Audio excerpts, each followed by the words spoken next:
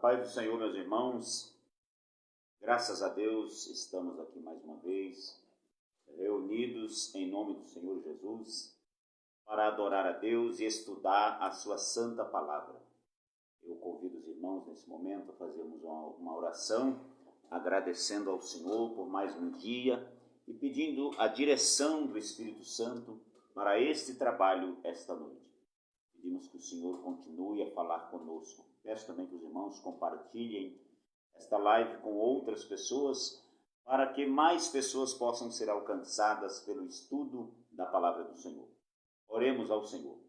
Nosso Deus, nosso Pai celestial, em nome de Jesus nos reunimos aqui mais uma vez para estudarmos a Tua santa palavra. Eu suplico ao Senhor que o Espírito Santo nos conduza, nos dê sabedoria e graça para fazermos a Tua obra, Senhor, com temor e tremor. Dá-nos sabedoria, Senhor, do céu, para ensinarmos a Tua palavra, meu Senhor, e alcançarmos mais pessoas com o estudo bíblico. Abençoe todos os que irão nos assistir, os que irão assistir posteriormente, que sejam edificados pela palavra do Senhor. Abençoe todas as igrejas que se reúnem para estudar a Tua palavra.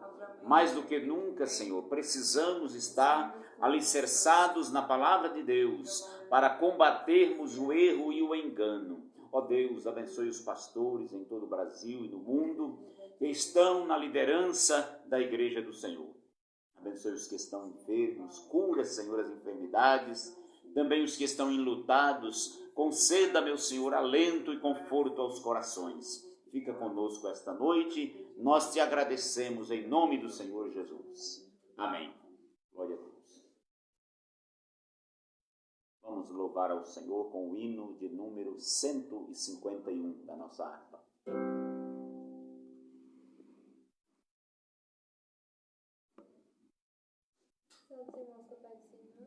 Amém. Paz do Senhor para todos, que Deus abençoe grandemente a vida de cada um que está nos assistindo. Vamos louvar a Deus com bastante alegria.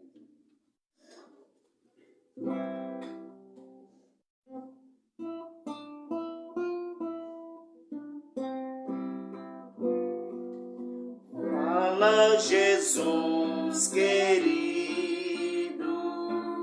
fala-me hoje sim, fala com Tua bondade, fica ao pé de mim, meu coração aberto está pra Tua voz ouvir, enche-me de louvores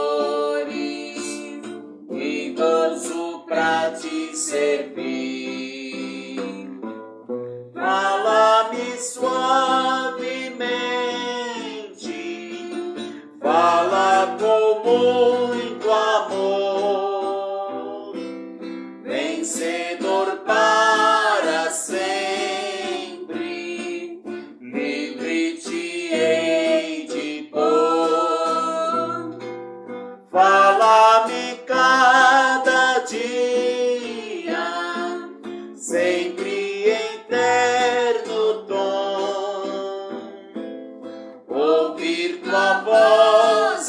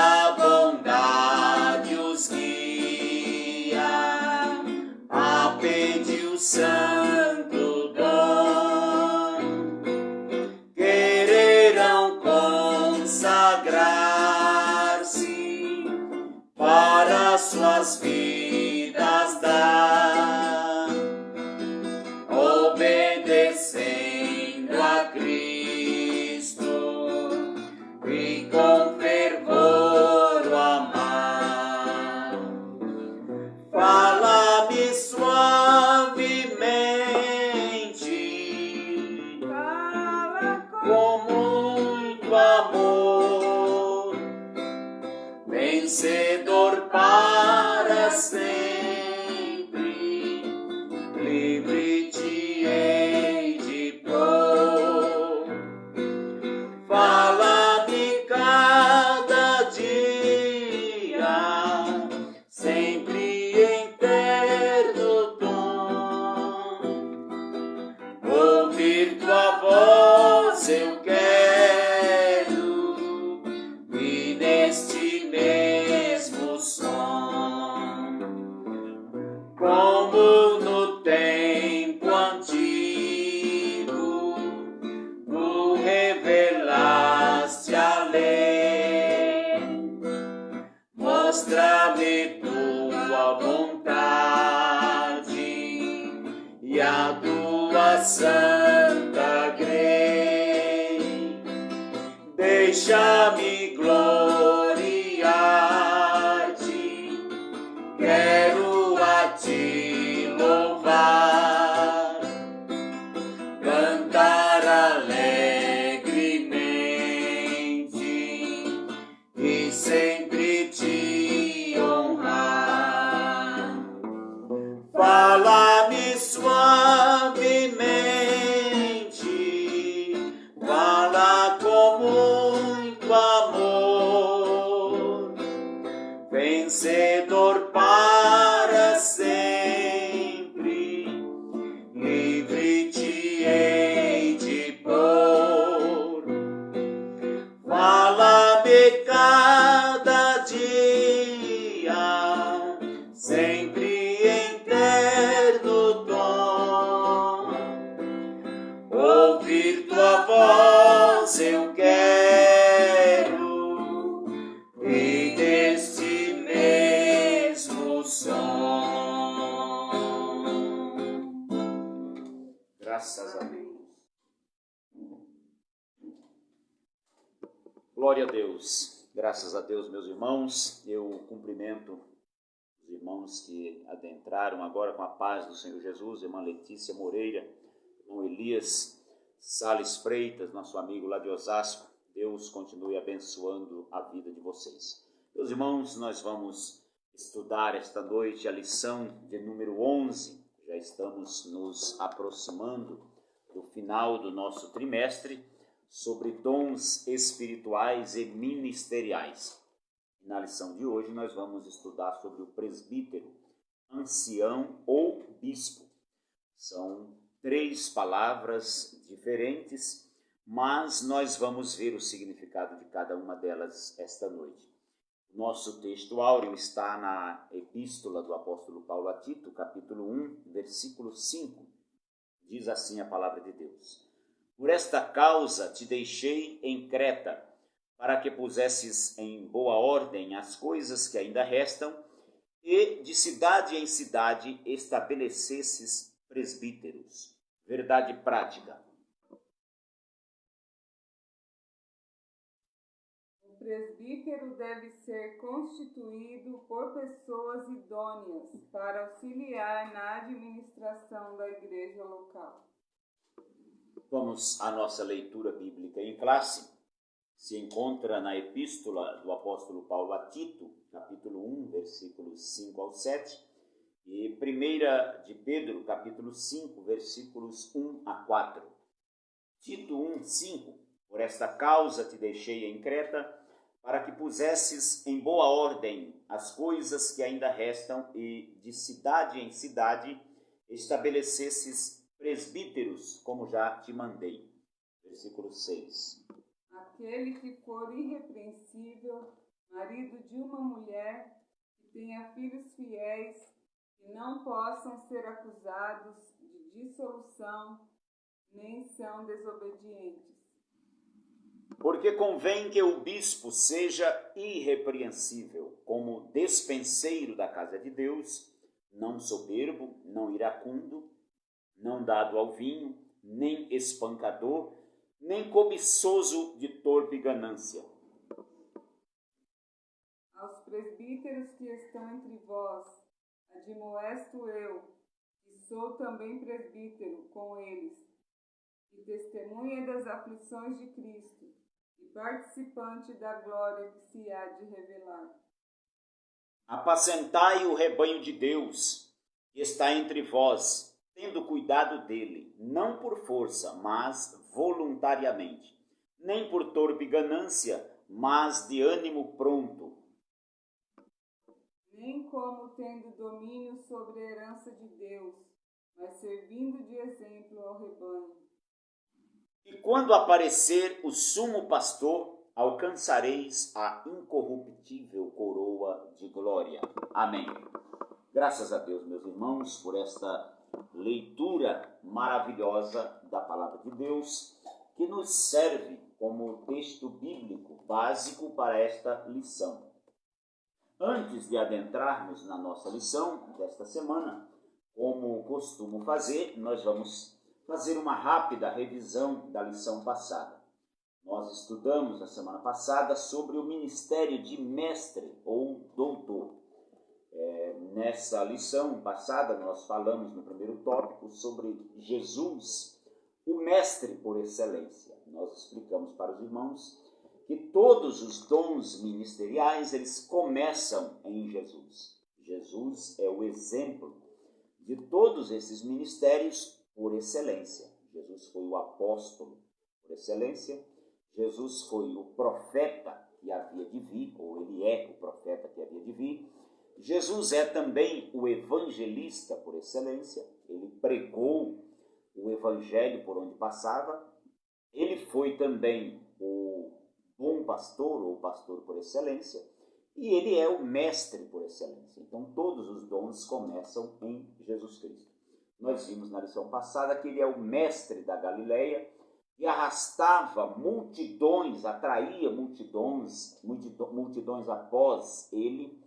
Por quê? Porque ele é um mestre que tem autoridade, não como os escribas. Jesus é aquele mestre cujo discurso está totalmente de acordo com a sua prática. Então, por isso ele tem autoridade.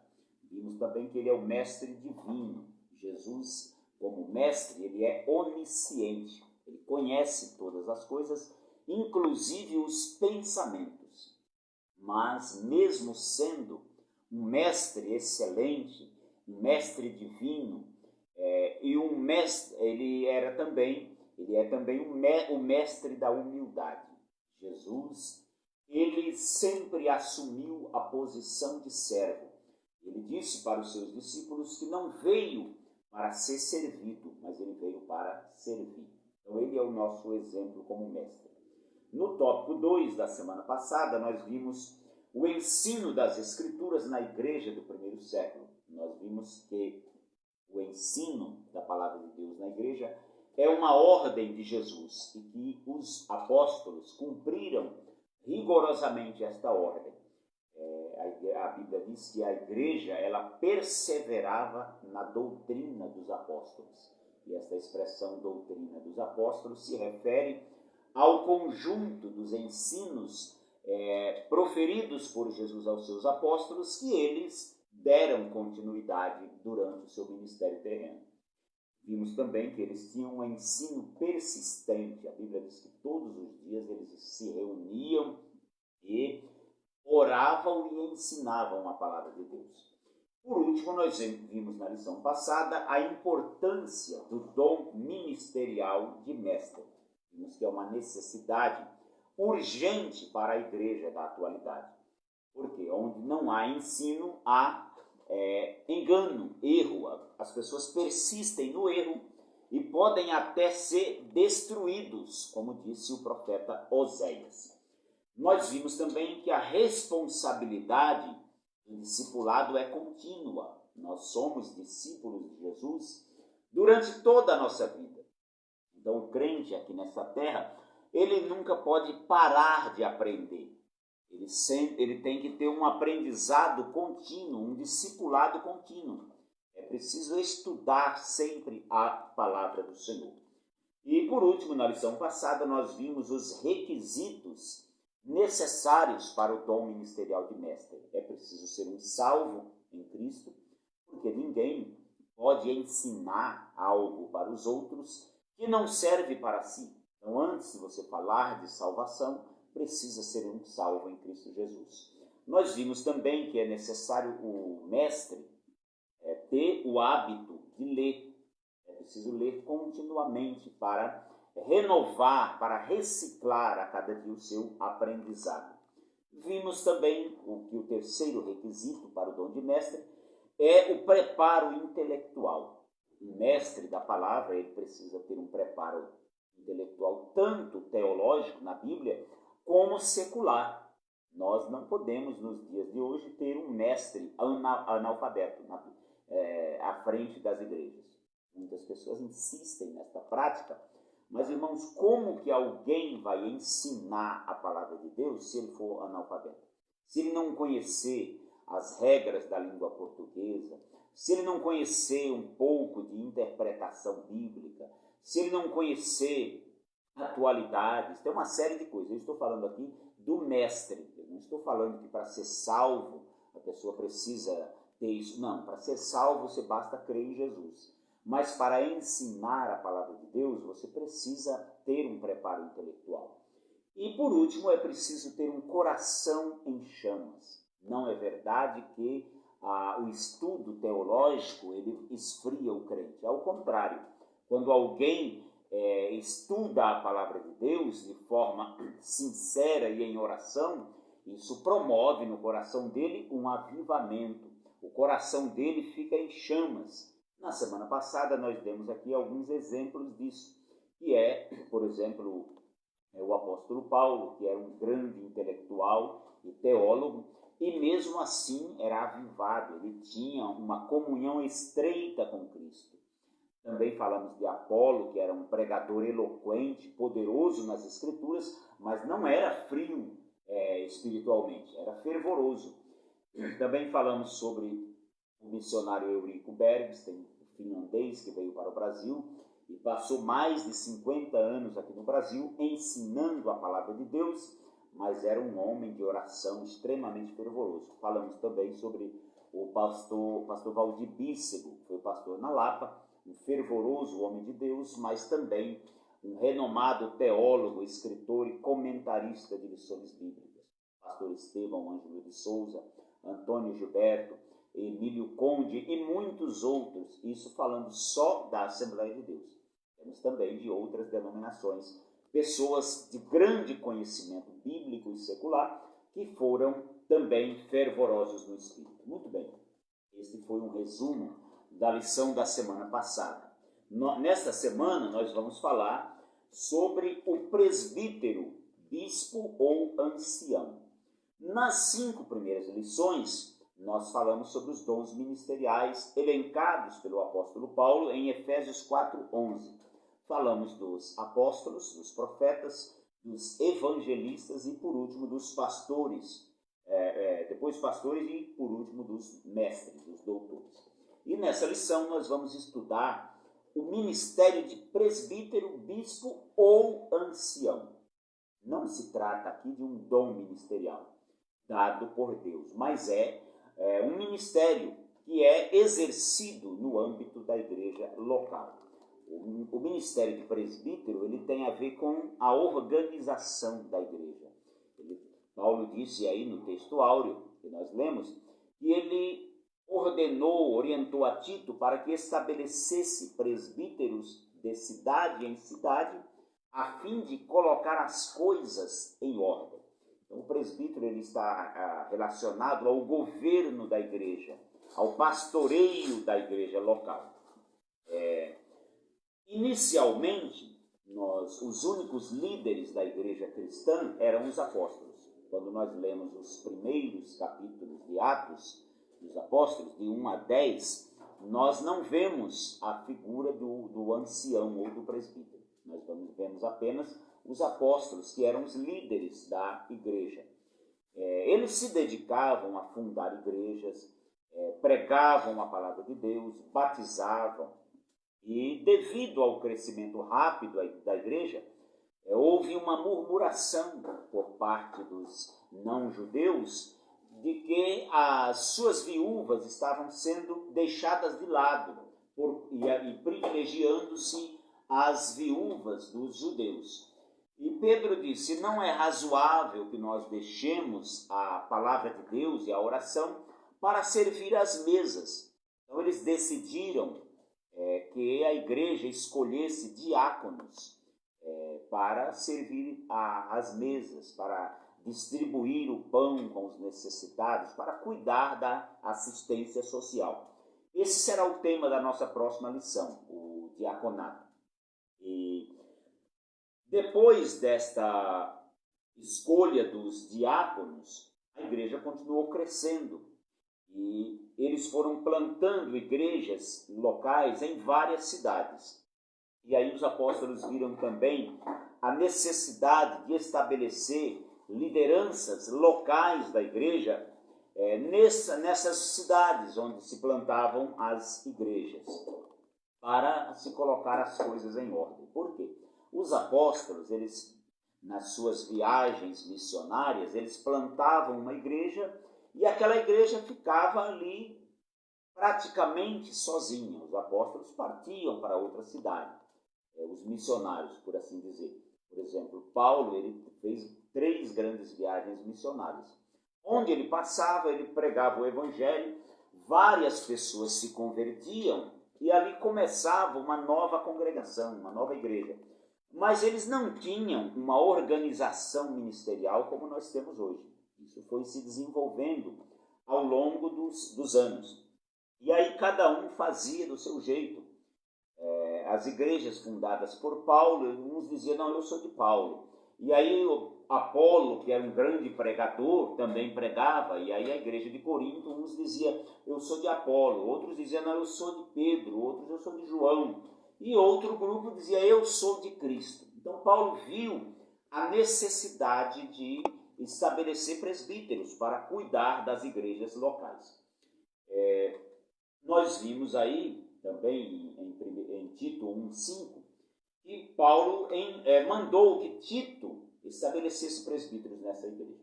No primeiro tópico da nossa lição, nós vamos falar sobre as definições das palavras presbítero, bispo e ancião. Muitas pessoas fazem diferença entre esses 3 cargos, então nós vamos falar um pouco das definições gregas destas palavras. Vamos falar também sobre as funções, as atribuições bíblicas deste ministério de presbítero e as qualificações exigidas para se exercer esse ministério, com base em 1 Timóteo 3 e Tito 1, 6 a 9. Lá Paulo coloca os requisitos, as qualificações necessárias para o exercício do episcopado, que é a função de bispo, ou do presbitério, que é a função de presbítero. No segundo tópico, nós vamos falar um pouco a respeito da importância do presbitério, tanto na igreja primitiva como na igreja atual. As referências aos bispos e presbíteros, bispos e anciãos ou presbíteros, sempre aparecem no plural, e aí nós entendemos que o presbitério, na verdade, ele era um colegiado nas igrejas, e não um único presbítero local dirigindo a congregação. No terceiro e último tópico, nós vamos falar um pouco sobre os principais deveres dos presbíteros, que são apacentar a igreja de Deus, ou pastorear, liderar a igreja local e ungir os enfermos. Esses são os 3 deveres bíblicos apontados para o presbítero, mas há muitos outros. Pedro e Paulo, por exemplo, eles admoestaram os presbíteros a pastorearem ou apacentarem o rebanho de Deus. Isso demonstra claramente que os presbíteros e bispos na Bíblia, eles exerciam o ministério pastoral. E Tiago, ele recomendou à igreja que, caso alguém adoecesse, eles deveriam chamar os presbíteros da igreja e orar ungindo com óleo em nome do Senhor, e a oração da fé sararia ou curaria o doente. Muito bem, esse foi um resumo, a introdução da nossa lição. No ponto 1, para os irmãos que têm a lição aí na sua casa, nós vamos falar sobre a escolha dos presbíteros na igreja do primeiro século. Nós vamos também falar aqui as definições, os conceitos de presbítero, bispo, ancião e pastor. E por último, nesse primeiro tópico, nós vamos falar sobre os aspectos funcionais, sobre as qualificações exigidas para o ministério de presbítero. O que significa presbítero? Pois bem, no grego a palavra presbítero é presbíteros, no plural, presbíteros. Essa palavra deriva de uma raiz grega chamada presby, que quer dizer literalmente uma pessoa mais velha. Algumas versões da Bíblia traduzem esta palavra por ancião. Na epístola do apóstolo João, por exemplo, na segunda epístola, se não me falha a memória, ele diz assim, o ancião, referindo-se a si mesmo. E aí outras versões traduzem assim, o presbítero, o amado Gaio. Então, presbítero e ancião na Bíblia são a mesma palavra.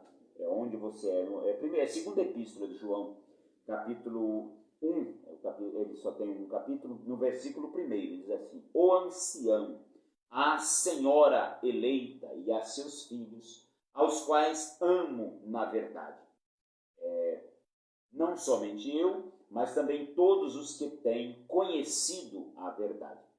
Então, em alguns trechos da Bíblia, já na terceira epístola, já está escrito o presbítero, ao amado Gaio, a quem, na verdade, eu amo. Então, presbítero e ancião são a mesma palavra, não é só a mesma função, é a mesma palavra. Em alguns trechos, algumas traduções trazem a palavra presbíteros e outros trazem a palavra anciãos, mas é a mesma palavra, no grego é presbíteros. Essa palavra significa literalmente uma pessoa mais velha, mas não necessariamente na idade, significa uma pessoa mais experiente. Existem pessoas que têm 80 anos, mas não amadureceram. E existem pessoas de 40 anos que são pessoas experientes, maduras. Então, mas na Bíblia, os presbíteros, os anciãos, eram pessoas com mais idade. Não existia na Bíblia, por exemplo, presbíteros de 20 anos, não.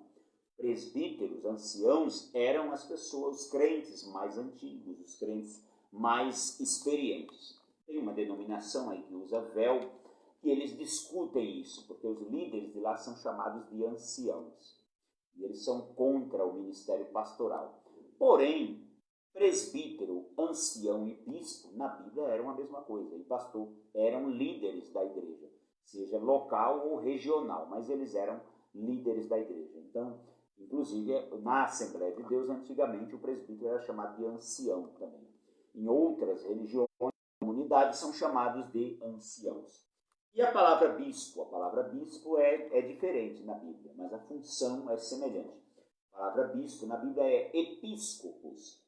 Essa palavra é traduzida por episcopado, está lá em 1 Timóteo 3. Porém, aqui não se refere ao episcopado monárquico que existe na Igreja Romana. Lá, os bispos, eles formam um episcopado, um colegiado, que são líderes dos presbíteros. Então, mas na Bíblia não era assim. Bispo, na Bíblia, ele era um supervisor ou um inspetor da igreja local. Paulo usou a palavra presbíteros, que nós falamos agora há pouco, traduzida por presbítero, para se referir ao mesmo cargo, como em Tito 1, 5-9. Isso demonstra que presbíteros e episcopos são sinônimos. Vamos ver aqui, primeira epístola do apóstolo Paulo a Tito, não é a primeira, só tem uma. Epístola de Paulo a Tito, capítulo 1. Lá nós vamos ver que Paulo usa as duas palavras, episcopos e bispos, para a mesma função. Por exemplo, no versículo 5, do capítulo 1, Paulo diz aqui, Tito, capítulo 1, versículo 5, 5, que é o nosso textual. Por esta causa te deixei em Creta para que pusesse em boa ordem as coisas que ainda restam, e de cidade em cidade estabelecesses presbíteros. Já no versículo de número 7, ele fala primeiro das funções do presbítero, das qualificações do presbítero, e aí ele diz, porque convém que o bispo, então ele usa as duas palavras, tanto presbíteros como episcopos, para a mesma função. Então são semelhantes. A mesma coisa acontece lá em Atos dos Apóstolos, no capítulo 20, na sua despedida. Antes de ser preso, Paulo fez um discurso emocionado para os bispos, para os anciãos ou presbíteros da igreja de Éfeso. E no meio da sua fala, ele diz que o Espírito Santo os constituiu bispos para apacentarem a igreja de Deus. Então ele usa no mesmo discurso as duas palavras, bispos e anciãos ou presbíteros. Então bispos e anciãos na Bíblia são palavras sinônimas, é a mesma coisa. E a palavra pastor, significa, no grego, é poimen, conforme nós vimos na lição 9, que significa um guia, um condutor, um líder, alguém que alimenta, cuida e protege o rebanho. Então essas palavras bispo, presbítero, ancião e pastor são praticamente a mesma função. No item 2 do primeiro tópico, nós vamos falar um pouco sobre a liderança local. Nos primeiros anos da igreja cristã, após o Pentecostes, como eu falei para os irmãos no início, nós não temos referências a presbíteros ou bispos, somente os apóstolos exerciam a liderança da igreja. Mas com o crescimento da igreja, foi necessário estabelecer tanto diáconos como presbíteros. E aí a gente lendo o livro de Atos, lá no capítulo 11, no versículo 30, nós vemos uma referência aos anciãos da igreja. Lá houve uma grande fome naquela época no Império Romano. Essa fome tinha sido predita pelo profeta Ágabo. E foi necessário às igrejas, a igreja de Antioquia principalmente, levantar uma oferta para ajudar aos necessitados. E aí eles disseram que esta oferta seria encaminhada aos anciãos ou aos presbíteros da igreja de Jerusalém. Então, a partir daí, nós vemos os anciãos, os presbíteros em ação. Também no capítulo 14 de Atos, no versículo 23, nós temos o relato de uma eleição de anciãos ou de presbíteros nas igrejas de Antioquia, de Listra e Icônio. Então, ali foi estabelecido presbíteros, anciãos. Essa palavra anciãos, ela também remonta ao sinédrio judaico. O sinédrio judaico, eles tinham lá os anciãos, que votavam, que julgavam. O sinédrio ele era formado de sacerdotes, de escribas e anciãos do povo. Esses anciãos eram líderes comunitários que representavam o povo nos tribunais. Então, eles eram cidadãos judeus idôneos, experientes, respeitados na sociedade. Então, essas pessoas eram chamadas de presbíteros ou de anciãos. Depois, lá no capítulo 15 do livro de Atos, nós vemos também uma outra participação dos anciãos no primeiro. A igreja cristã, ela se reuniu ali para discutir se os cristãos deveriam ou não guardar a lei. E aí houve uma discussão, porque alguns diziam que os cristãos deveriam circuncidar, guardar o sábado, guardar a lei de Moisés. E aí os apóstolos se reuniram, diz a Bíblia, com os anciãos, ou os presbíteros, para discutir essa questão. Atos capítulo 15, versículo 6, nós temos esse relato. Depois, no capítulo 20, no versículo 17, o apóstolo Paulo seguia para Jerusalém e já havia uma profecia a ele de que ele seria preso. E ele não atentou para os avisos. Os irmãos tentaram fazer com que ele desistisse de ir a Jerusalém, porque havia uma profecia de que ele seria preso. Mas ele disse: eu estou disposto não somente a ser ligado e preso, mas a morrer em Jerusalém por causa do nome do Senhor. E aí, quando ele estava prestes a ir a caminho de Jerusalém, ele chegou em Éfeso, em Mileto, na verdade, e reuniu, mandou chamar os anciãos ou os presbíteros da igreja de Éfeso, e fez um discurso emocionado em tom de despedida. E aí no versículo 28 desse mesmo capítulo 20, Paulo se refere aos presbíteros ali como bispos. A palavra grega aqui é episcopos. E diz, o Espírito Santo os constituiu bispos para apacentardes a igreja de Deus. Então ele deixa evidente aqui que o trabalho dos bispos ou presbíteros envolvia a função pastoral e que essas funções eram equivalentes. Tanto fazia alguém ser bispo como presbítero. Então, não há na Bíblia essa diferenciação que as pessoas fazem hoje entre bispo, pastor e presbítero. Muito bem.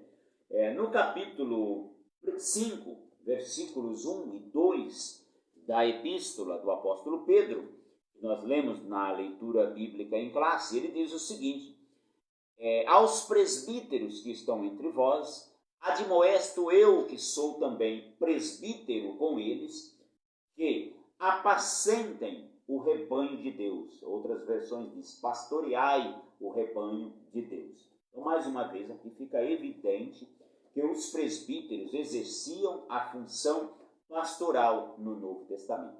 E aí, continuando nas epístolas a Timóteo e a Tito, o apóstolo Paulo fala dos presbíteros como líderes da igreja local. Por exemplo, capítulo 3 de 1 Timóteo, capítulo 5, versículo 17, e Tito, capítulo 1, versículo 5. Quando lemos esses textos bíblicos, fica evidente que Paulo estava falando dos presbíteros e dos bispos como líderes da igreja. Por exemplo, um dos requisitos, ele diz assim, que governe bem a sua casa, porque se alguém não governa bem a sua casa, terá cuidado da igreja de Deus, como governará a igreja de Deus? Então fica claro que ali os presbíteros ou os bispos formavam a liderança local da igreja. Muito bem, fica claro aí o significado das palavras presbítero, bispo e pastor, ou ancião também, que é a mesma coisa de presbítero. Então, qualquer dúvida, os irmãos podem colocar aí nos comentários que a gente vai esclarecer depois. Quais são as qualificações, os requisitos exigidos para se exercer o presbitério? Na lição número 9, os irmãos se lembram que nós falamos sobre o ministério pastoral. E quando falamos sobre o ministério pastoral, nós colocamos alguns requisitos para se exercer o ministério pastoral. E eu não sei se os irmãos se lembram disso. E ali nós falamos sobre as qualificações do pastor.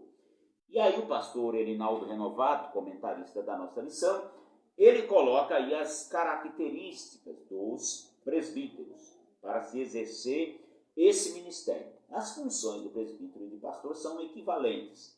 Então, ali em Tito, capítulo 1, versículos 6 a 9, e também 1 Timóteo 3, 1 a 7, nós temos as exigências, as qualificações para se exercer o presbitério ou o episcopado. Vamos falar um pouco dessas características? A primeira delas, Paulo diz que o bispo deve ser irrepreensível. Significa que ele deve ser íntegro em todos os aspectos.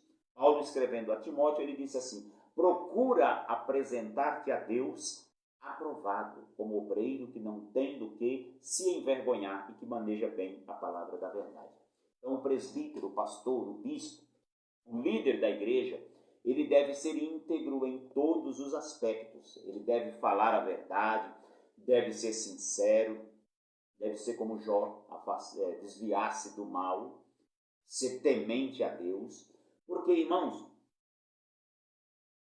ninguém leva a sério uma liderança cristã que tem uma vida desregrada, que não vive uma vida de santidade.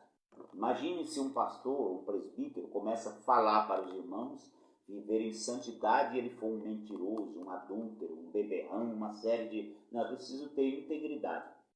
Segunda qualificação exigida para um presbítero é a vida conjugal ajustada. O que isso quer dizer? O casamento do bispo, do presbítero ou do pastor deve seguir o modelo bíblico e deve ser o exemplo para a igreja. Por isso, como deve ser o casamento? Como é o casamento bíblico? A Bíblia diz assim: portanto, deixará o homem seu pai e sua mãe, unir-se-á à sua mulher e serão ambos uma só carne. O que nós aprendemos? Primeiro, casamento é entre um homem e uma mulher, bíblico. Quem quiser se casar de outra forma, é uma escolha de cada um. Nós não entramos nesse mérito. Mas pela Bíblia, biblicamente falando, o casamento é entre um homem e uma mulher. Ele deve ser monogâmico. O que é monogâmico? Com apenas uma mulher. Então, ter amante, ser polígamo, isso não condiz com a fé cristã e muito menos com o ministério. Então, o presbítero, o pastor, ele deve ser marido de uma só mulher. E ele pode casar-se de novo só quando a mulher dele falecer. Se a mulher falecer, a Bíblia diz que ele está livre para casar com quem quiser. Ou, se a mulher dele for infiel, a Bíblia também dá esse direito. Quando a gente lê Mateus 19, está escrito lá. Jesus diz assim: qualquer que deixar sua mulher e casar com outra, não sendo por causa da infidelidade conjugal, comete adultério. Então, fora disso, porque você não pode separar da sua mulher porque você está achando ela feia. Ela ficou velha, então vou trocar por uma nova. Não, isso não condiz com a Bíblia Sagrada. Então, o bispo, o presbítero, o pastor tem que ser marido de uma só mulher. Tem que ter um casamento ajustado. Ele também não pode ser divorciado, não pode ser polígamo e não pode ter um casamento de fachada. O que é isso? Tem gente que ele é casado, mantém-se casado, mostra as aparências para a igreja, mas em casa ele vive como estranho. Não se falam. Já ouvi falar de casos de pessoas que estão há anos morando na mesma casa, mas não se falam. Então isso também não é casamento. É preciso que seja uma vida conjugal ajustada. Terceira exigência é a vigilância. Nós falamos na lição 9 que a vigilância consiste em estar atento para não ser apanhado de surpresa. Isso remete à função de vigilante. A vigilância, ela trabalha para não ser surpreendida por marginais. Porque os marginais, eles trabalham nas falhas da segurança. Eles agem nas falhas da segurança. Eles ficam, antes de praticar o crime, eles começam a observar como funciona a segurança, se tem câmeras, se tem alarme, buscam informações. Então, o presbítero ele tem que ser vigilante no que fala, com quem anda, com as companhias, para evitar escândalo. Então, o presbítero deve fechar todas as brechas e vigiar, tanto para não cair em tentação, como para não escandalizar a igreja do Senhor. Então, a quarta característica, o presbítero deve ser sóbrio ou moderado. A palavra sobriedade, ela significa ter equilíbrio, ter moderação e domínio próprio. Um bispo, ou um pastor, um presbítero, não pode perder as estribeiras e agir precipitadamente. Não pode dizer, eu vou rodar a baiana, como dizem as pessoas lá fora. Tem gente, eu estou nervoso e age precipitadamente, toma decisões no momento. Não, o presbítero, o líder da igreja, ele deve orar, pensar antes de falar e antes de tomar decisões. O pastor, o presbítero não pode dizer, eu não vou mais naquela igreja. Não, não é assim, não funciona dessa forma. Você é um líder da igreja, você tem que ser equilibrado, tem que saber o que está falando, tem que pensar antes de falar. Porque você representa a igreja do Senhor. Aí vem a quinta característica, a honestidade. Essa está relacionada à primeira, que é a irrepreensibilidade. Honestidade consiste em integridade, veracidade e franqueza. Então, se por um lado honestidade é ter integridade, ser verdadeiro, ser franco, consiste também na ausência de mentira, de trapaças, de roubos. Então, honesto é quem é íntegro, é quem é veraz, verdadeiro, e quem é franco, fala a verdade. Não tem meio termo. A Bíblia diz assim: seja o vosso falar sim, sim, não, não. O que passar disso é de procedência maligna. Também o honesto, ele não pode mentir, ele não pode trapacear, fingir, roubar, fraudar os outros. Tudo isso está relacionado à honestidade.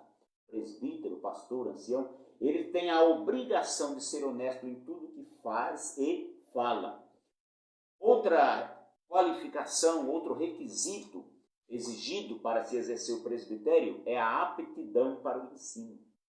É uma atribuição do presbítero alimentar a igreja com o ensino da palavra de Deus e defender a igreja dos falsos ensinos. Portanto, é indispensável que ele esteja preparado para ensinar. Não se pode admitir, irmãos, que tenhamos na igreja um presbítero que não prega, um presbítero que não tem condições de dar uma aula na escola dominical, um presbítero que não tem condições de pregar num culto de ensino, de trazer um estudo bíblico para a igreja. Se a pessoa está no presbitério e não tem condições de fazer isso, ele está na função errada. Porque é função do presbítero ensinar a igreja. É função do pastor também ensinar a igreja. Como ele vai ensinar se ele não aprendeu? É preciso estar apto para o ensino. E só pode ensinar quem aprendeu. Também é exigido do presbítero a abstinência de vinho, bebidas alcoólicas ou substâncias tóxicas. O alcoolismo, ele traz muitos prejuízos, não apenas financeiros, mas também prejuízos à saúde e prejuízos morais, como a insensatez, a agressividade e o descontrole. O bêbado, alguém que está alcoolizado, ele é descontrolado. É tanto que é proibido, é crime você dirigir sob o efeito de bebida alcoólica. E não precisa estar bêbado, não. Se você tomar uma lata de cerveja, que é uma bebida de um baixo teor alcoólico, você é pego no bafômetro. Se colocar o bafômetro lá, vai acusar que você bebeu, tem uma quantidade de álcool no sangue, e aquilo, segundo os especialistas, é suficiente para tirar a sua atenção, para diminuir o seu reflexo, a sua visão, e você pode causar acidentes. Então, antigamente, isso era contravenção apenas, contravenção de trânsito, infração de trânsito. Hoje, não. Além de ser uma infração gravíssima, é também crime. Se a pessoa for pego dirigindo sob o efeito de álcool, ele vai preso. Então, se a justiça, a lei, exige isso para um motorista, imagine, irmãos, um líder da igreja. Um líder da igreja, ele não pode estar sob efeito de bebida alcoólica. Imagina um pastor, antes de pregar, ele tomar alguma bebida alcoólica, ou ele andar sob o efeito, ele é tímido, então vai beber alguma coisa para ter coragem de falar. É inconcebível uma coisa dessa. Então Paulo diz, não dado ao vinho. Também para não ser insensato, para não ser agressivo e descontrolado. Então o consumo de bebidas alcoólicas, ele é incompatível com o ministério pastoral. Também ele não deve ser violento ou não espancador, como diz o texto bíblico. Jesus nos recomenda aprendermos com ele a sermos mansos e humildes de coração. Mateus 11, 29. Pedro também recomenda que o cristão deve responder com mansidão àqueles que se opõem. Eu já vi, irmãos, presbíteros violentos. E se você vacilasse, ele poderia até te agredir fisicamente. Com palavras eu já vi vários descontrolados, qualquer coisa ele levanta a voz, como se estivesse falando com um filho dele. Não, tem que responder com mansidão. Irmão, nós somos irmãos, nós somos exemplo. Então o presbítero, o pastor, ele tem que ter mansidão no falar. Não pode levantar a voz com os outros. Xingamento, então, nem pensar. Nem um cristão deve xingar alguém, usar palavras de baixo calão. Obreiro, então, nem pensar. Se alguém que me ouve nesse momento tem esta prática, ore a Deus, busque ao Senhor para que o Espírito Santo trabalhe em seu ser, para que você seja manso. Porque, irmãos, mansidão é fruto do Espírito. É uma das virtudes do fruto do Espírito. Se a pessoa não é manso, responde tudo com grosseria, é porque ele não tem comunhão com o Espírito Santo. Precisa buscar o Espírito Santo, andar com Deus, ler a palavra, orar, para que o Espírito Santo desenvolva nele a mansidão. Ele também não pode ser contencioso. Paulo disse a Timóteo que ao servo do Senhor não convém contender. Como obreiros do Senhor, nós não podemos estar batendo boca o tema, eu acho isso e aquilo, bater boca, ser contencioso, não. Nós podemos discordar em alguma coisa, claro. Nós não podemos ter a mesma opinião em tudo. Alguém já disse que se todos pensarem igual, não estarão pensando. Imagine se nós nos reunirmos na igreja e todo mundo pensar a mesma coisa, então não estamos pensando. Nós estamos repetindo o pensamento de outra pessoa. Alguém está sendo tolhido da sua opinião. Podemos ter opiniões divergentes? Sim. Paulo teve opinião diferente de Barnabé. Barnabé achou que deveria levar Marcos. Paulo disse, não, nós temos que levar Silas. E houve divergência entre eles. Cada um seguiu um caminho. Mas eles não deixaram de ser irmãos. Não trocaram insultos ou desrespeitaram um ao outro. Não. Então, o líder da igreja, ele é um servo do Senhor e é exemplo para a igreja. Muitas vezes é vergonhoso o que acontece em algumas convenções, onde pessoas quase chegam às vias de fato, discutindo, às vezes por opiniões diferentes, e esquecem que são pastores. Não convém ao servo do Senhor ser contencioso. Também o presbítero, Paulo diz que ele não deve ser avarento. O que é a avareza? A avareza é o amor exagerado pelo dinheiro. Paulo diz que o amor ao dinheiro é a raiz de todos os males. 1 Timóteo 6,10. E Paulo diz também que o pecado da avareza é como o da idolatria. Paulo diz que o avarento, ele é idólatra. Por quê? Porque quem é avarento, o dinheiro para ele é como se fosse um deus. Ele ama tanto o dinheiro, que por dinheiro ele rouba, mata, aplica golpes, abre mão de qualquer princípio por dinheiro. Quem ama o dinheiro, irmãos, ele planeja até a morte do esposo, da esposa. Nós já vimos casos assim, de pessoas que planejaram a morte do marido para ficar com o dinheiro. Filhos que planejaram a morte dos pais para ficar com a herança. Então isso é o avarento. Então, esse tipo de coisa, essa conduta, não combina com um obreiro, com o presbítero da igreja. Não pode ser avarento. E aí vem a outra qualificação exigida para o presbítero, ele deve ser um bom governante da sua casa. O pastor, o presbítero, ele deve ter uma conduta exemplar para com a sua família. Paulo, escrevendo a Timóteo, disse que aquele que não governa bem a sua casa não terá cuidado da igreja de Deus. Um pastor que a própria família não o respeita, como a igreja vai respeitar? Não tem condições de ele ser um bom líder da igreja. Então, a primeira igreja que nós dirigimos é a nossa casa. Um pai de família, ele deve ser exemplar na sua casa. E dirigir a família não é ser um ditador, não é sair chutando todo mundo, chutando o cachorro, gritando com os filhos, não é isso. É governar pelo exemplo, pela autoridade, pelo impor-se pelo respeito, como pai, como servo de Deus, fazer do seu lar um altar de adoração a Deus. Então isso é ser um bom governante da sua casa e também da igreja. Depois vem a outra qualificação exigida para o presbítero, é não neófito. Essa palavra neófito, eu expliquei para os irmãos na lição 9, que vem de duas palavras gregas, neo, novo, e fide, fé, neófito, novo na fé. Então, um presbítero, conforme nós já vimos, a palavra ancião, a palavra presbíteros, significa alguém mais experiente. Eram os cristãos com mais tempo de crente. Então, o presbítero ele não pode ser um novo convertido, alguém que acabou de chegar na igreja. Tem gente aí que está fazendo isso nos ministérios. Alguém acabou de chegar e ele consagra presbítero. E aí é alguém que não sabe nada ainda. Existem coisas que nós aprendemos no seminário. Existem coisas que, estudando, a gente aprende a teoria. Mas a experiência, tem coisas que nós só aprendemos com a experiência. O tempo de crente nos ensina muitas coisas. E um pastor inexperiente, ele pode se precipitar e tomar decisões equivocadas que prejudicam a igreja, prejudicam a pessoa, prejudicam a pregação do evangelho. Então é preciso ser experiente para ser um presbítero. Também ele deve ter um bom testemunho para com os de fora.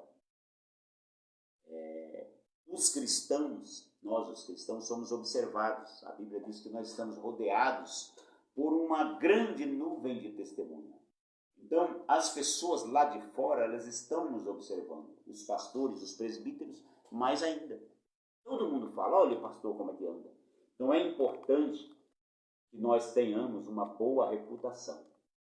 Paulo, quando ele viu Timóteo, ele era um jovem grego, Timóteo, ele era filho de uma judia, que era crente, e era filho de um pai grego, ou seja, não judeu. Mas Paulo observou que ele tinha boa reputação dos irmãos, e aí quis que ele fosse com ele, se tornou companheiro de ministério do apóstolo Paulo. Então a reputação é muito importante. Teve uma autoridade romana, não me lembro se foi Cícero, quem foi, ou se foi um dos imperadores, que ele dizia o seguinte: não basta ser honesto, tem que parecer honesto. Então, para o pastor, não basta ele ser irrepreensível, ele tem que parecer irrepreensível, ele tem que ter uma boa reputação na comunidade onde ele vive. E se alguém falar mal dele, diz Pedro, que deve ser mentira. Você só pode aceitar que alguém fale de você se for mal, se for mentira, mas se for verdade. Se alguém falar mal de mim e for mentira, eu serei bem-aventurado, Jesus falou. Mas se alguém falar mal de mim e for verdade, se alguém falar que eu sou um trapaceiro, um mentiroso, e aí você vai atrás da informação e descobre que não é fake news. Se alguém fala que eu sou um mentiroso, e aí você investiga e diz, não, isso é fake news, ele não é um mentiroso. Mas e se alguém fala assim, não, investigue, pergunte a fulano, vá lá na recepção. Você fala, puxa, era verdade, olha. E aí você coloca a mão no fogo por alguém e se queima. A gente fala, eu coloco a minha mão no fogo pelo pastor, aí coloca, vai lá, a mão fica toda queimada. É preciso ter muita cautela com isso. Seria muito bom, irmãos, se todos os ministérios, antes de consagrar os presbíteros, eles atentassem para esses conselhos do apóstolo Paulo. Antes de separar obreiros, certamente nós não teríamos tantos obreiros desqualificados e despreparados para a função. Eu me lembro que o pastor José Wellington Bezerra da Costa, pastor presidente do Ministério de Belém, no estado de São Paulo, presidente da Confradesp, ele é muito rigoroso com essas coisas aqui. Então, antes da gente ser separado diácono ou presbítero, a gente passa por uma palestra com ele. E ele fala cerca de 1 hora no estudo bíblico a respeito destas qualificações aqui para o presbitério. Pergunta, exige algumas coisas antes de alguém ser separado presbítero no Ministério do Belém. Ele precisa, eles consultam os cartórios da região, se a pessoa tem um nome sujo. Ele precisa que a esposa escreva uma carta de próprio punho, atestando a conduta do obreiro, se ele tem condições ou não de ser um obreiro. Senão, não consagra. Então, o obreiro, ele tem que ter boa reputação, não pode ter o nome sujo. Ele tem algumas coisas que se exigem no Ministério do Belém, para que a gente não tenha obreiros despreparados. Muito bem, aí nós vimos as qualificações para os presbíteros. Vamos agora ao segundo tópico da nossa lição, que fala sobre a importância do presbitério. E aí você deve estar se perguntando, qual é a diferença entre presbítero e presbitério? Existe diferença?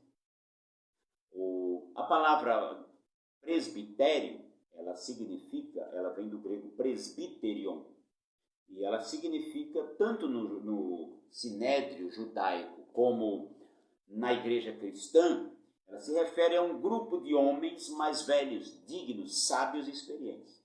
Então, o presbítero é um só, é um membro do presbitério. Então, o presbitério é um colegiado, é como se fosse uma convenção. No sinédrio, o sinédrio judaico era a Suprema Corte de Israel.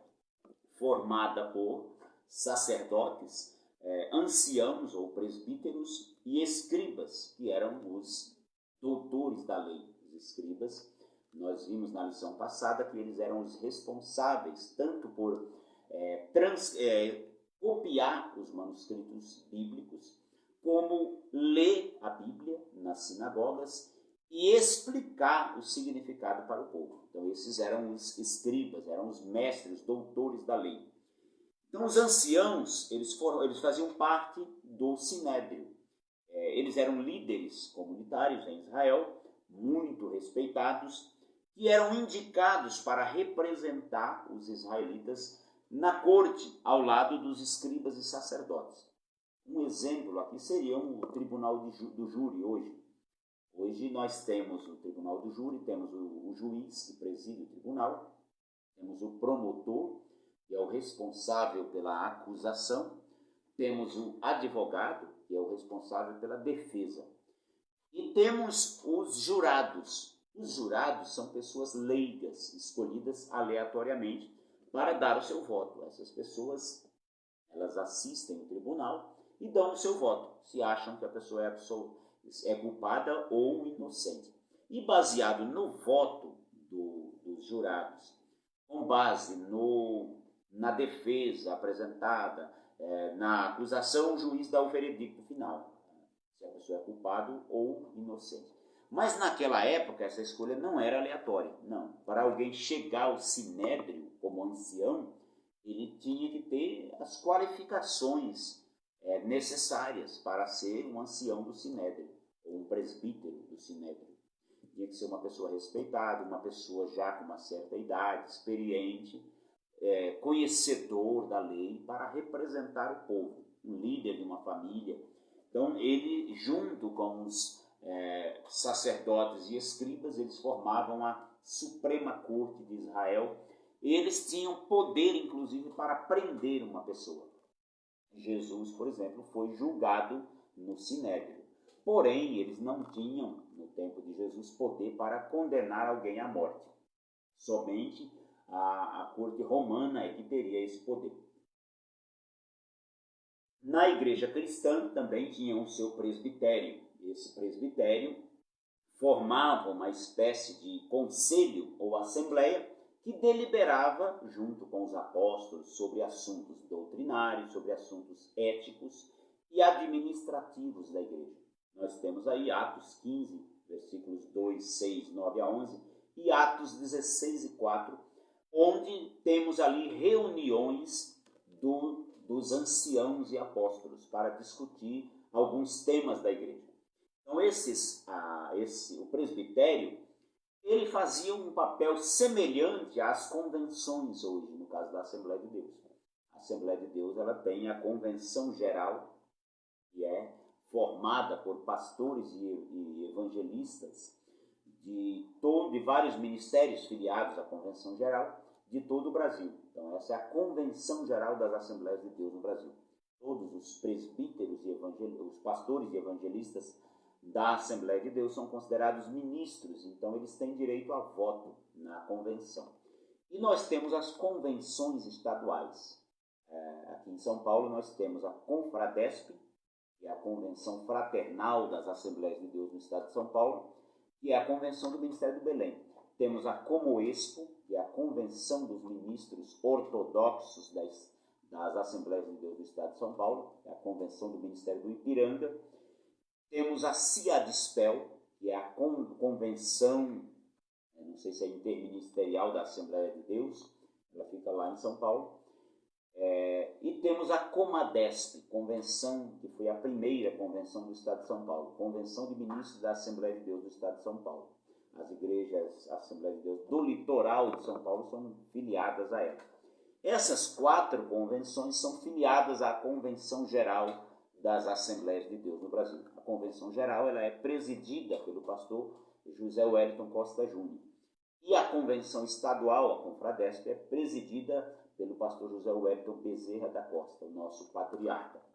Então essas são as convenções. Então todos os assuntos doutrinários, éticos da igreja, sobre a organização da igreja, a nossa declaração de fé, essas coisas são decididas pela nossa convenção, a nossa liturgia. Então isso nos tempos bíblicos era decidido pelos apóstolos e anciãos. Então os presbíteros, eles agiam, eles atuavam mais ou menos como atuam hoje os pastores e evangelistas da Assembleia de Deus. Muito bem, qual era a atuação do presbitério da igreja cristã naquela época? Vamos ver agora. Primeiro, a atuação do presbítero, do presbitério cristão, era semelhante à dos anciãos de Israel nas comunidades, que eles tinham lá os líderes comunitários, e também no sinédrio. Temos aí algumas referências, Atos 11, 30, 15, 2 a 6, 22 a 23, 16 e 4, 21 e 18. São algumas referências da atuação dos presbíteros, dos anciãos, no livro de Atos. As referências bíblicas ao presbitério no Novo Testamento, elas sempre aparecem no plural. Presbíteros, bispos e anciãos.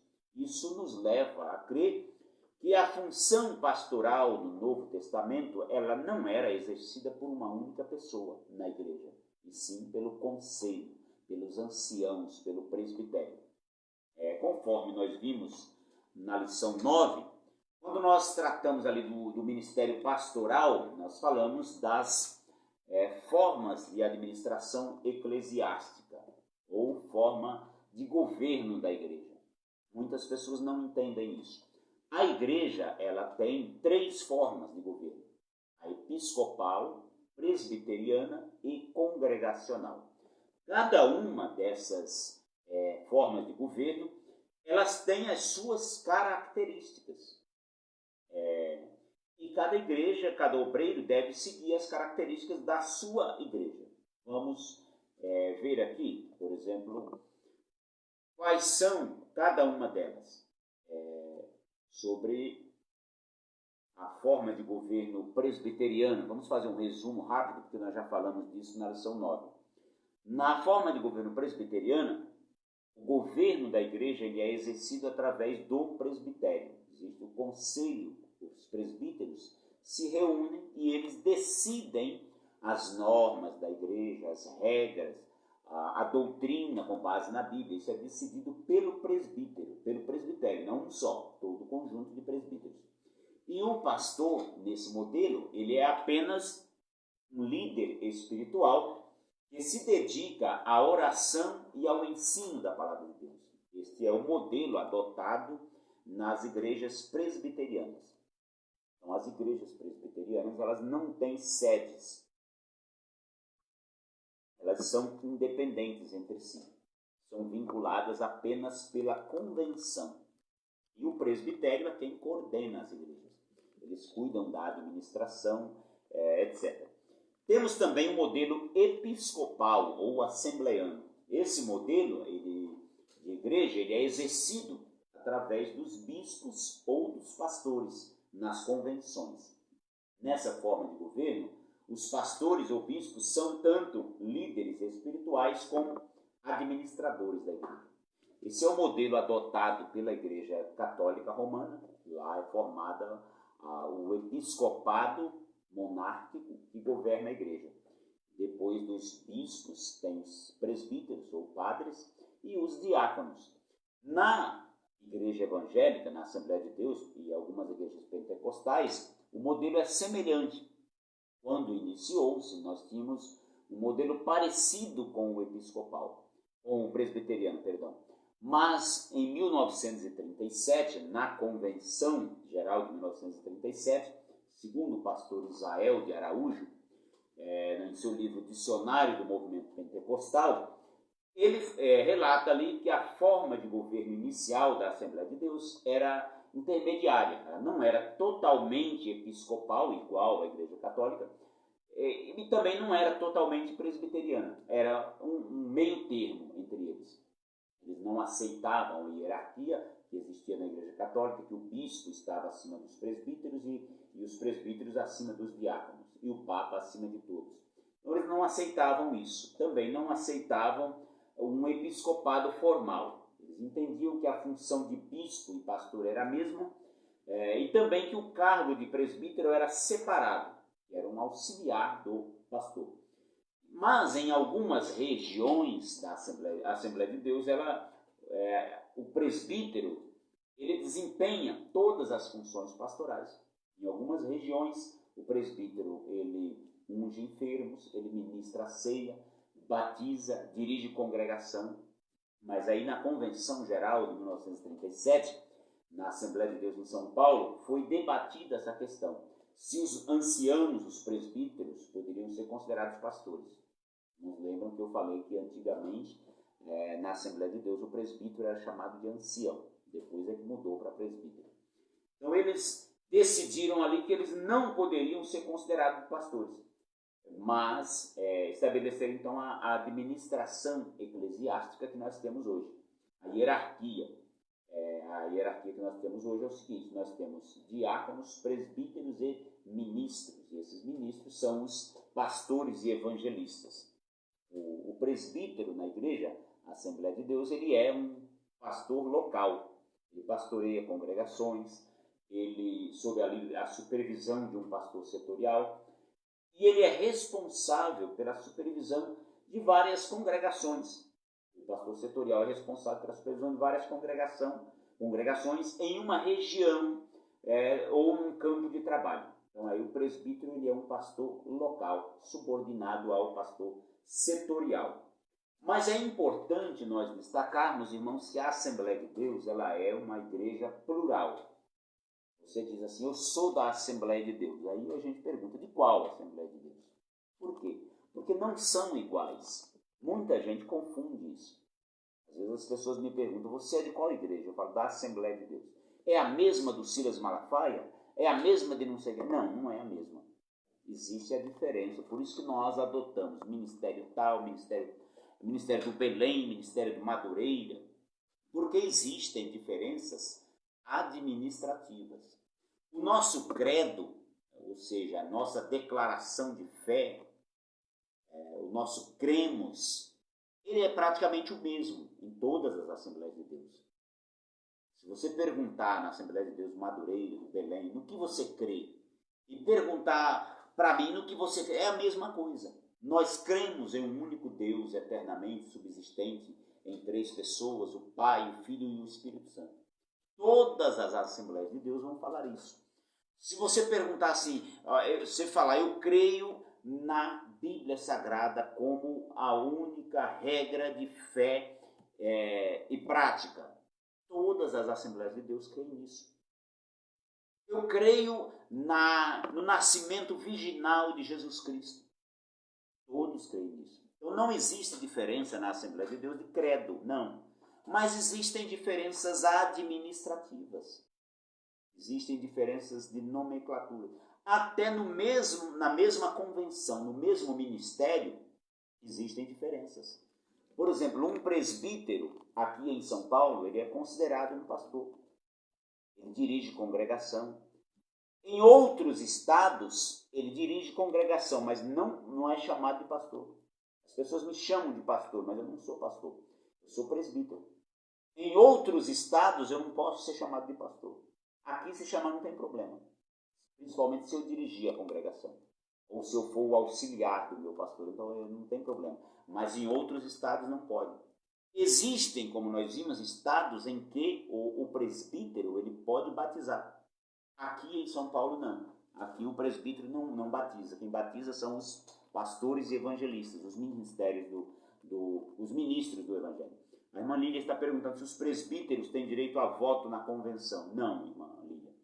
Os cargos convencionais são pastores e evangelistas, presbíteros não. Presbítero é um cargo local na Assembleia de Deus.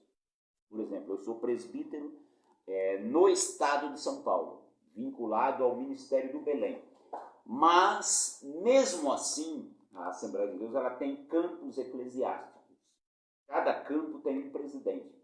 Então, em São Paulo, na grande São Paulo, o presidente é o pastor José Wellington Bezerra da Costa, do campo do Belenzinho. Todos os setores da grande São Paulo são vinculados a ele. Então, o setor de Osasco, que eu fiz parte, ele é o setor 5. Ele é vinculado ao pastor presidente José Wellington Bezerra da Costa. Eu fiz parte também do setor 34, o setor de Pinheiros, congreguei lá por 5 anos. Lá era o pastor Paulo dos Santos, o pastor setorial, hoje é o pastor Paulo Moraes que está lá.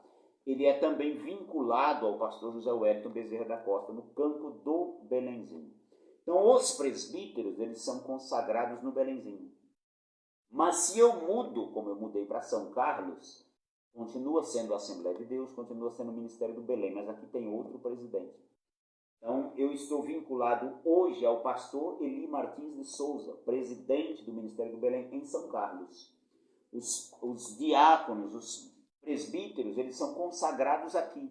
Os batismos são realizados aqui. O nosso cartão de membro, por exemplo, ele é vinculado ao pastor Eli Martins de Souza. A nossa carta de mudança ou de recomendação é dada por ele.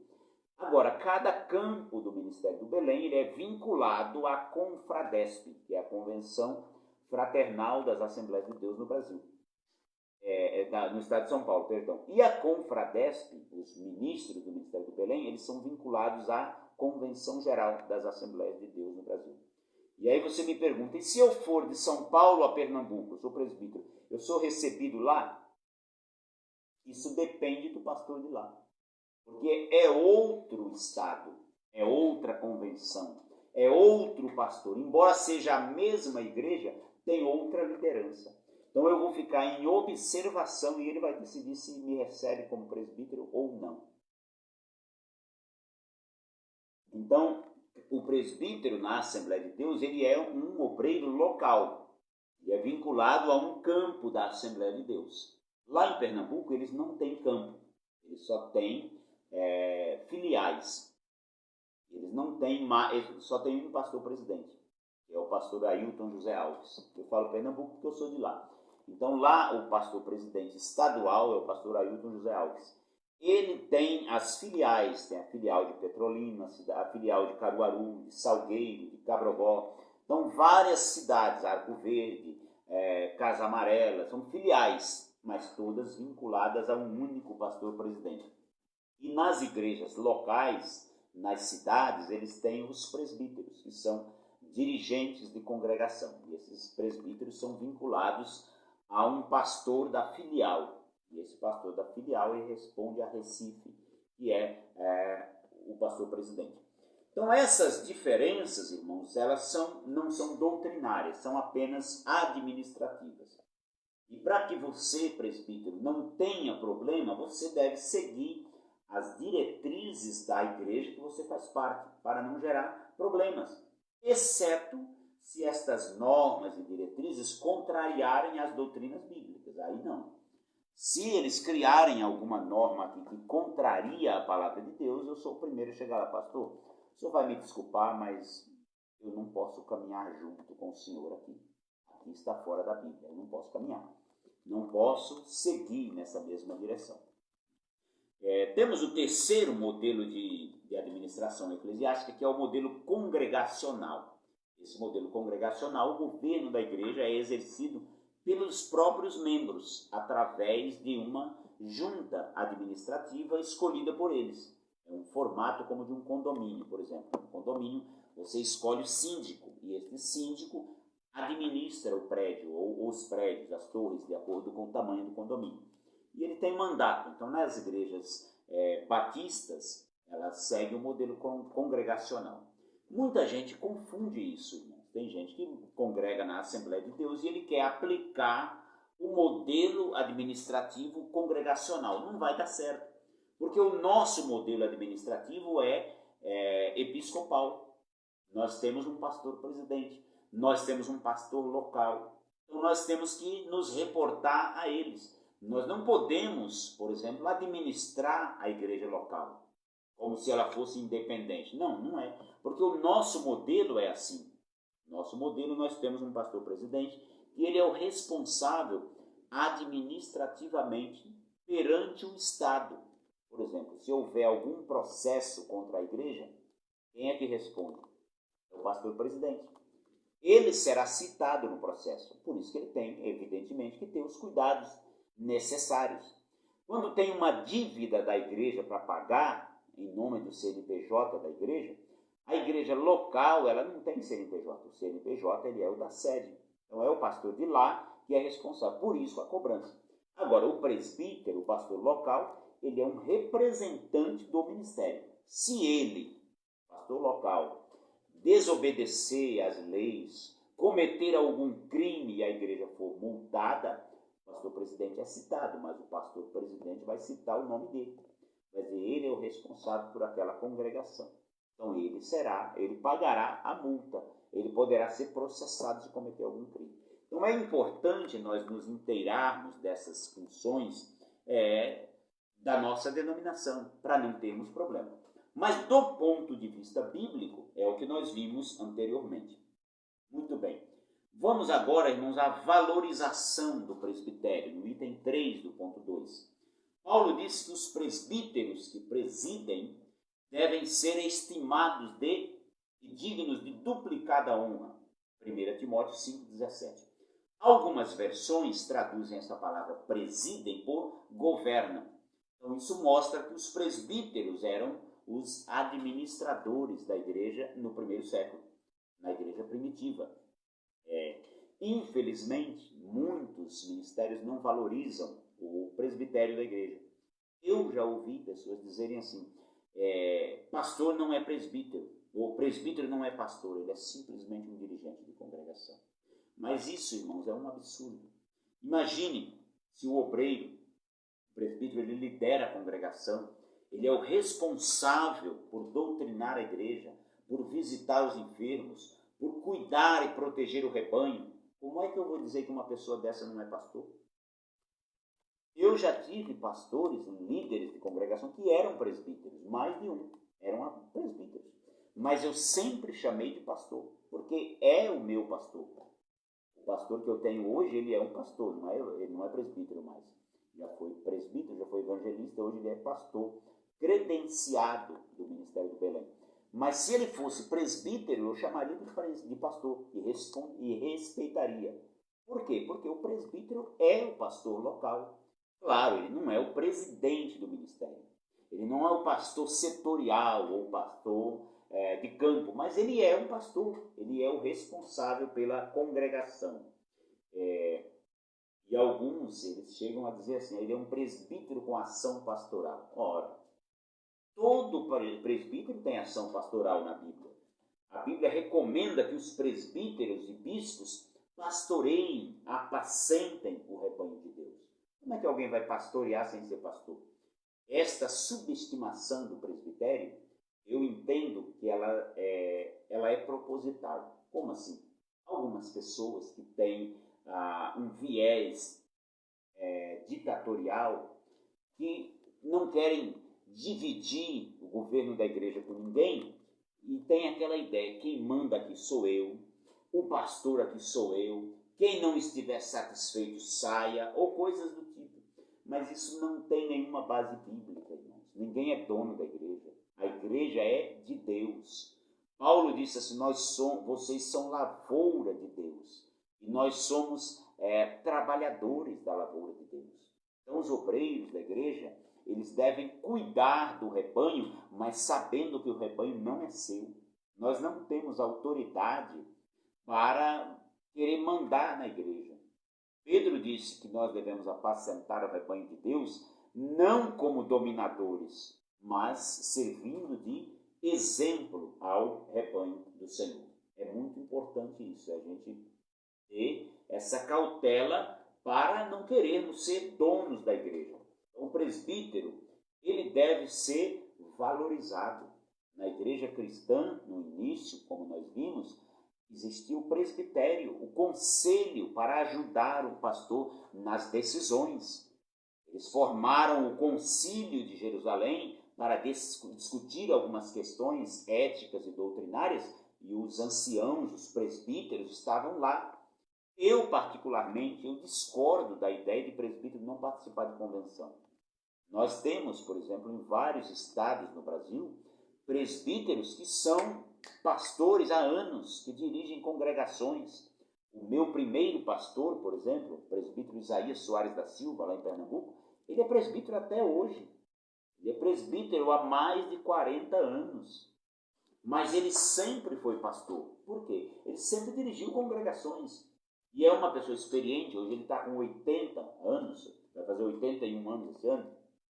Ele fundou a Assembleia de Deus na minha cidade, foi o primeiro líder da igreja, ele começou a pregar lá, fundou outras congregações, um homem extraordinário, de muito amor pela obra, trabalhador, ele andava quilômetros e mais quilômetros de bicicleta, a cavalo, para fundar igrejas, a Assembleia de Deus. Então é uma pessoa experiente, temente a Deus. Como é que eu vou dizer que alguém assim não é pastor?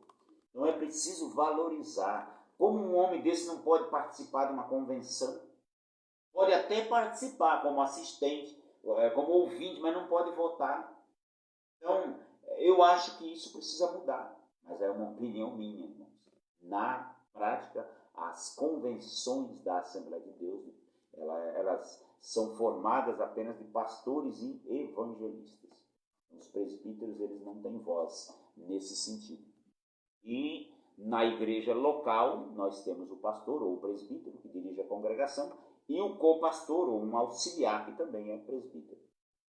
Então, nas reuniões locais, o presbítero, claro, participa, pode opinar, mas nas convenções, não. Então, vimos aí a valorização dos presbíteros. E os deveres, para nós concluirmos a nossa lição, os deveres do presbitério.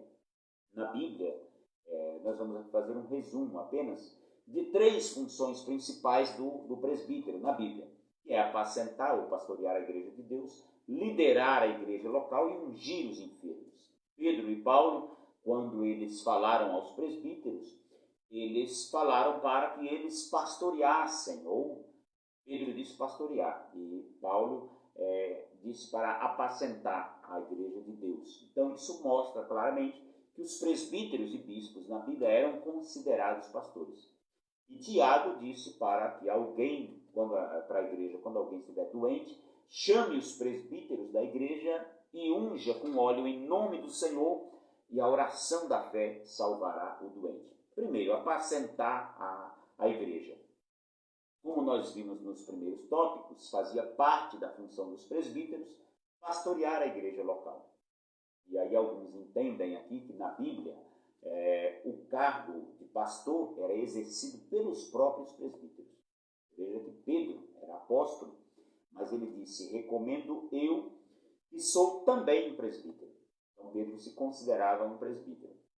Então, com base nisso, alguns acham que o ministério pastoral na Bíblia era exercido por presbíteros. João também, na segunda epístola e terceira, a gente vê lá, ele enviando uma carta e ele diz assim, ou ancião, ou um presbítero. Então ele também se considerava um presbítero. Mas outros entendem que o presbitério, o ministério pastoral era exercido pelo colegiado, pelo presbitério, e não apenas por um único presbítero numa igreja. Pelo que nós vemos na Bíblia, parece, fica bem claro, que a liderança da igreja local era exercida pelos presbíteros, por vários presbíteros, não apenas por um. Então não existia assim um único líder mandando fazer, como dirigindo a igreja. Não existia um grupo de presbíteros que dirigiam.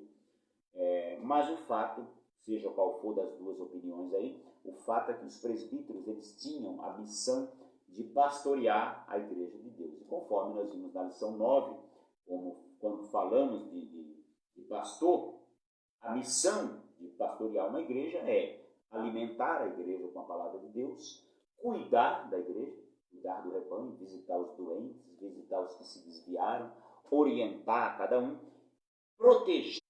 Isso é, na verdade, o pastorado. O pastorado, o presbitério é cuidar, alimentar e proteger a igreja de Deus. Esse trabalho de pastorear a igreja de Deus, Pedro diz que ele não deve ser feito por violência ou por imposição, mas voluntariamente, de bom grado, servindo de exemplo ao rebanho. Então, você vai pastorear a igreja do Senhor como? Impondo ordens? Não, você vai servir de exemplo, você vai admoestar. Paulo diz assim, você, falando para Timóteo, ninguém despreze a tua mocidade. Você exorta os jovens como se fossem seus irmãos, os mais idosos como se fossem seu pai, as mulheres idosas como se fosse sua mãe. Então, é dessa forma que nós temos que orientar a igreja do Senhor. Os presbíteros Quando nós falamos de governo da igreja, esse governo da igreja ele consiste em 2 pilares, liderança e ensino. Para liderar a igreja de Deus, nós vamos ver agora no ponto 2, para governar a igreja de Deus, quais são as principais exigências daquelas que nós vimos? Precisa ser irrepreensível, porque quem se torna repreensível, ele não tem moral. Imagina um pastor vai falar com alguém e a pessoa fala assim: você não tem moral para falar comigo, você não tem autoridade, porque você vive uma vida errada. Então, para governar a igreja, a pessoa precisa ser irrepreensível, precisa ter também um bom testemunho, tanto dos de fora, dos infiéis, como dos fiéis e da própria família. Também ele deve governar bem a sua casa. Paulo disse: se alguém não lidera a sua casa, como vai liderar a igreja de Deus? Também ele precisa abster-se de vinho para ser um bom governante da igreja, precisa ser experiente, não pode ser neófito, precisa ser moderado, tanto no falar como no agir, precisa ser uma pessoa equilibrada e precisa estar pronto para servir, precisa ser justo, ser exemplo em tudo para os fiéis, para a família e para os infiéis. O obreiro, irmãos, o líder da igreja, o ministro, ele precisa estar pronto para servir. Alguém já disse que ministério é serviço e não serviço. Quem busca o ministério para ser servido, ele não está seguindo o modelo de Cristo. Porque o próprio Jesus veio a este mundo para servir e não para ser visto. E o segundo pilar do presbitério, do líder da igreja local, é o ensino. Para ensinar a palavra de Deus, o obreiro precisa antes aprender. Não é possível alguém ensinar sem aprender. Então, um presbítero, um candidato ao presbitério, na minha opinião, ele deve ser, antes de tudo, um aluno assíduo da escola dominical. Antigamente não se consagrava, não se separava cooperador, diácono ou presbítero se ele não fosse aluno da escola dominical. Porque é aqui na escola dominical que nós aprendemos, é aqui que nós perguntamos. Você imagine alguém que é crente há 5 anos, que participou de todas as escolas dominicais nesses 5 anos. Ele aprendeu muita coisa. Ele aprendeu sobre bibliologia, ele aprendeu sobre Deus o Pai, sobre Jesus Cristo, sobre o Espírito Santo. Ele aprendeu sobre a história da igreja, ele aprendeu várias matérias do curso teológico. Então ele tem condições já de ensinar alguma coisa. Então o obreiro, o presbítero, ele precisa conhecer profundamente a palavra de Deus para poder ensinar. Mas ele precisa também ser humilde. Porque, irmãos, ninguém suporta gente soberbo. Nem o próprio Deus. A Bíblia diz assim que Deus resiste aos soberbos, mas dá graça aos humildes. Ele abate os soberbos e exalta os humilhados. Então, gente soberba na igreja de Deus, na liderança, não tem condições. Gente que fala mais de si mesmo do que de Deus. Tem gente que ele vai pregar, irmãos, ele fala só de si mesmo. Eu fiz isso, eu fiz aquilo, eu fui consagrado, eu fui isso, eu tenho curso teológico. Não, é para falar de Jesus. Essas coisas, esse estudo, ele é importante, essas credenciais para você exercer o ministério, para que a gente tenha certeza que você aprendeu, não é para exibir. Eu não preciso ficar falando de onde eu trabalhei, de onde eu passei. Eu só preciso relatar onde eu trabalhei, as minhas qualificações, se eu for procurar emprego. Quando eu vou procurar emprego, então eu coloco lá o meu currículo. E aí eu preciso colocar onde eu estudei, a minha formação, tudo que eu tenho. Então, se eu for me apresentar para o ministério, é importante eu colocar isso. Por quê? Para o ministério saber a minha formação, para o ministério saber por onde eu passei. Mas na pregação eu não preciso falar isso. Eu não preciso ficar falando para os irmãos onde eu já fui, o que eu já fiz. Não há necessidade disso.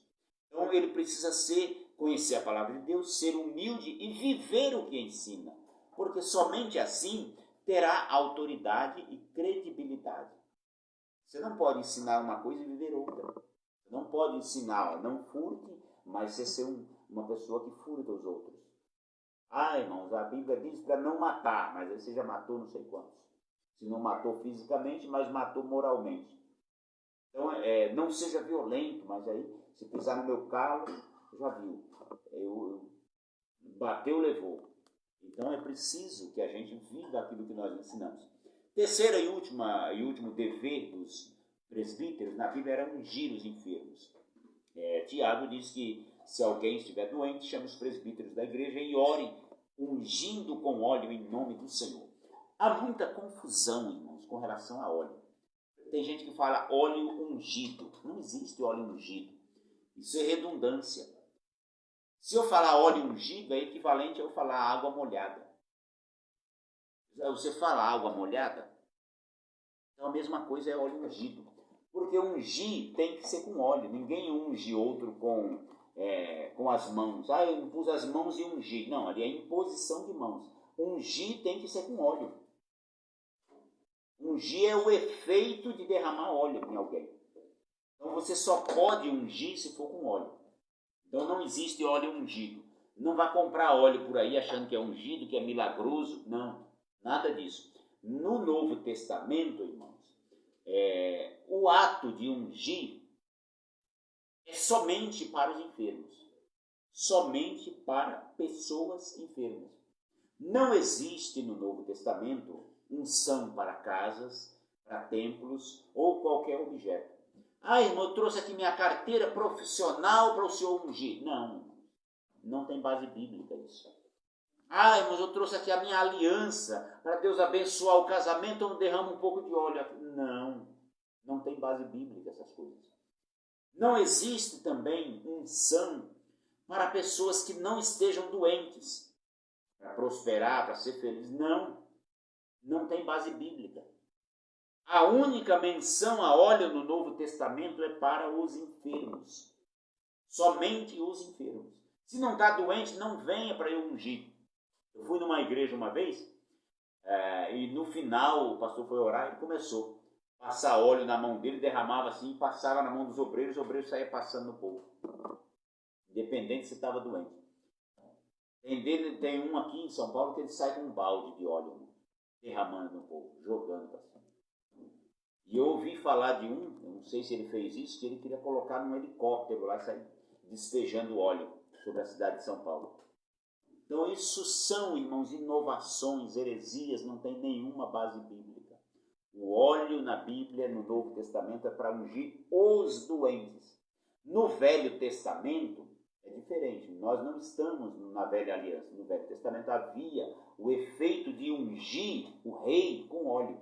Então o sacerdote, ou o profeta, no caso de Samuel, ele derramava o óleo, o azeite na cabeça da pessoa para ungir como rei.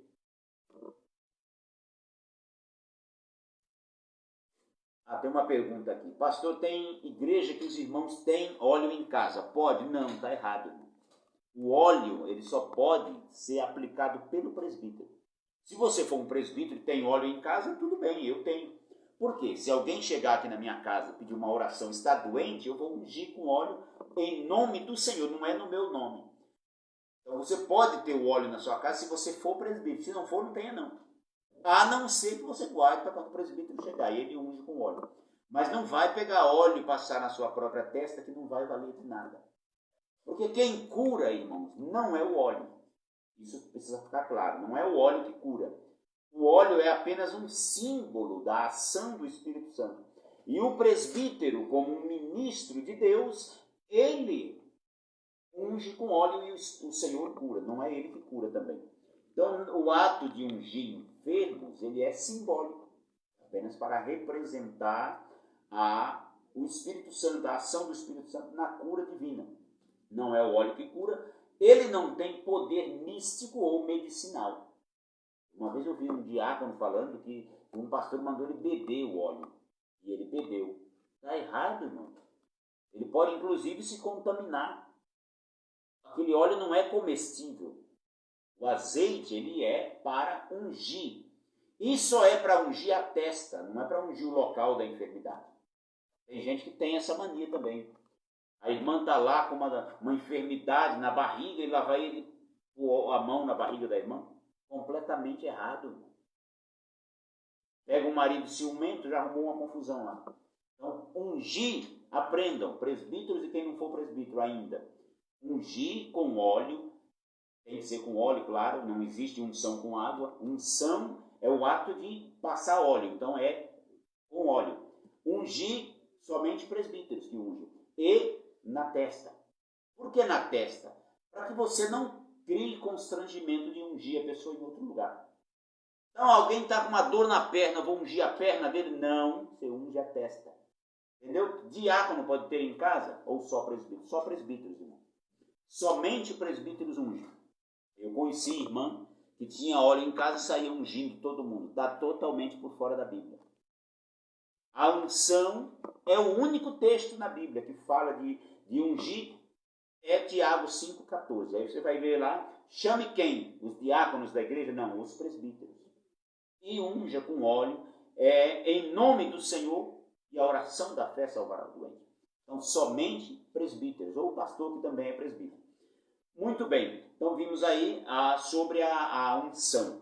Concluindo a nossa lição, nós vimos aqui que o ministério do presbítero, bispo ou ancião, são similares ao do pastor. Então, tanto faz presbítero como bispo, ancião ou pastor. É o mesmo cargo, é líder da igreja.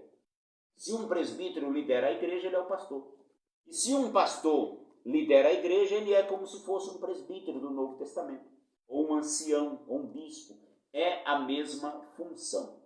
Nós falamos aí sobre as funções do presbitério na igreja primitiva, que eles formavam um colegiado para auxiliar os apóstolos na liderança da igreja.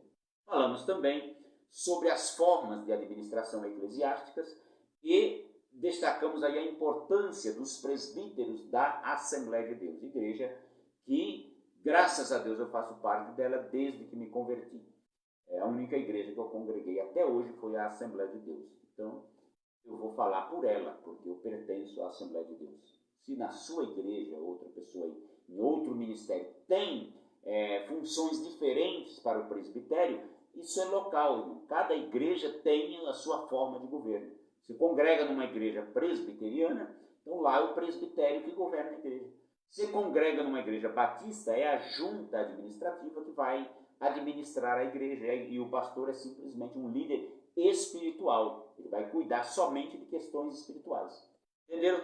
Então, na Assembleia de Deus, os presbíteros são pastores locais ou líderes locais que ensinam a palavra de Deus, que cuidam do rebanho, protegem a igreja. São também auxiliares dos pastores setoriais. Amém? Deus continue abençoando os irmãos. Eu agradeço a todos que me assistiram. Compartilhem esta live com outras pessoas. Amém? Deus abençoe. Para os irmãos aqui de São Carlos, no domingo pela manhã, nós teremos a nossa aula presencial. E eu estarei ali em nome de Jesus, transmitindo esta mesma aula, falando da palavra de Deus.